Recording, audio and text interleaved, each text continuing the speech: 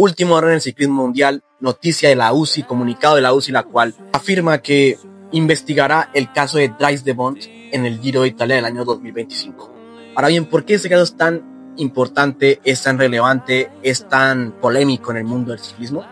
En este video voy a intentar investigar el tema, voy a intentar dar nuestra opinión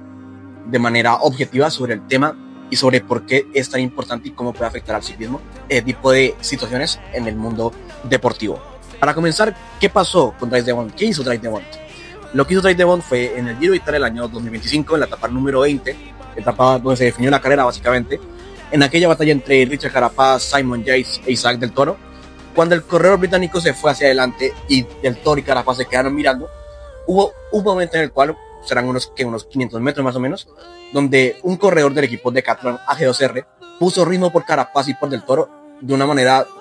inexplicable, se puede decir, que realmente el corredor no tenía nada que ver con ningún equipo que estaba peleando en la general y no estaba involucrado en la pelea por la general como para poder sacar alguna excusa de poder poner ritmo. Así que claramente eso en algún momento generó ciertas dudas, el hecho de que él haya ayudado sin ningún motivo aparente a dos corredores en aquel momento, sin tener nada que ver con la carrera. Y después de la etapa se le preguntó al corredor de Bont el por qué hizo esto. Y ahí nos dimos cuenta que no fue sin ningún motivo aparente, sino porque realmente había un motivo detrás. Y era que él estaba buscando un equipo, ya que su equipo de Qatar no le había renovado el contrato. Así que él mismo se ofertó y se promocionó para poder conseguir algún equipo en el año 2026. Y de esa manera, Sepp Van Mark, un director del equipo EAF, el equipo de Carapaz, le dijo antes del comienzo de la etapa que si lograba ayudar al corredor ecuatoriano, tal vez podrían hablar de algún contrato en el futuro. Así que de esa manera, lógicamente, al decir eso, el corredor de Bont se dignó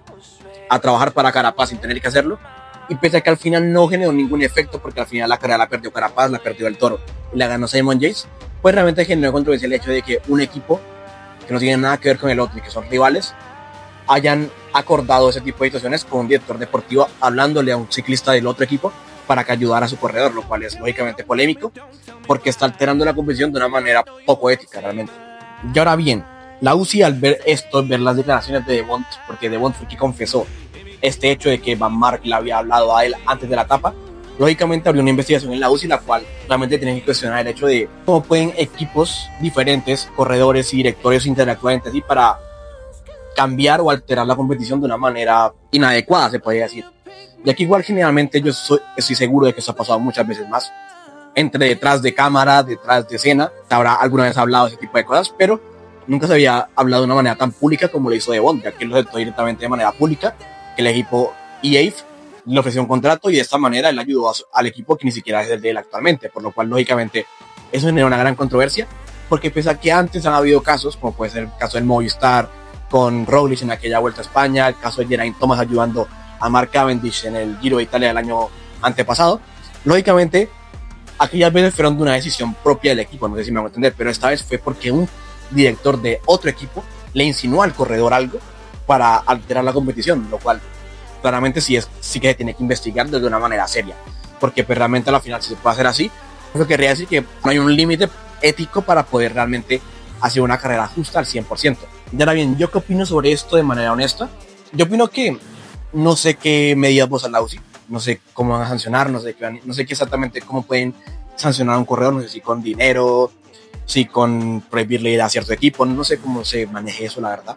Pero lógicamente es un tema el cual es muy difícil de manejar, pero yo en mi opinión sí estoy de acuerdo con que te puedan sancionar ese tipo de conducta, ya que pese a que al final no generó nada, o sea, porque al final